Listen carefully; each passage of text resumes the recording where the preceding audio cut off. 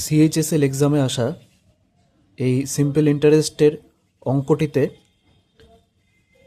বের করতে বলছে ইন্টারেস্ট রেট আর। তাহলে কি বলা আছে অঙ্কটিতে আমরা দেখছি, Rohan invested a sum of money in two different scheme, scheme A for 4 years and scheme B for 5 years. Scheme A offers a simple interest rate of R% per annum, while Scheme B offers interest rate of R plus 2% per annum.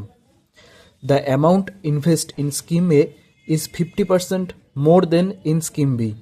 If the total interest earned from both the scheme is 1920 and the amount invested in Scheme A is 2400, then what is the simple interest rate R? তাহলে এখানে বলা আছে একটা অ্যামাউন্টকে আমরা scheme এ আর scheme বিতে ভাগ করে দিচ্ছি।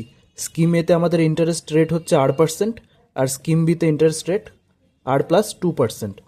তাহলে স্কিমের আবার প্রিন্সিপালটা বলে দেওয়া আছে 2400। তাহলে আমরা 2400টা কিসের ভ্যালু? স্কিমে, তাই তো?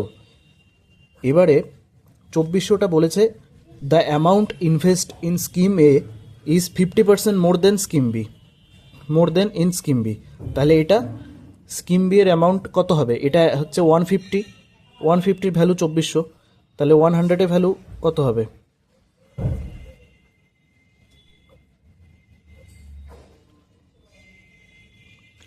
ষোলোশো।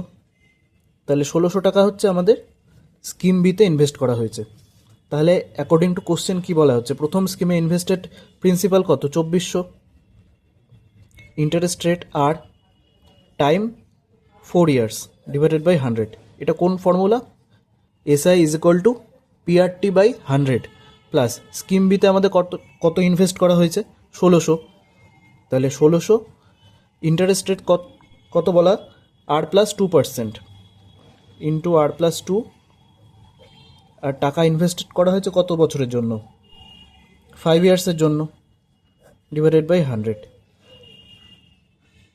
এই দুটো স্কিম থেকে আমাদের total at the end profit পাওয়া যাচ্ছে 1920 ইন্টারেস্ট রেট।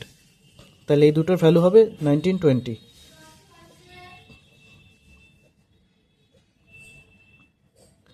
এখান থেকে হয়ে যাচ্ছে 96 আর, হয়ে যাচ্ছে 96 আর, আর এখান থেকে 5 80, তার মানে প্লাস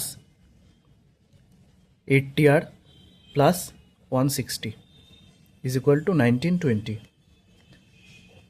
এই দুটো যোগ করলে হচ্ছে 176 আর, আর এখানে 160কে মাইনাস করলেও হচ্ছে 1760।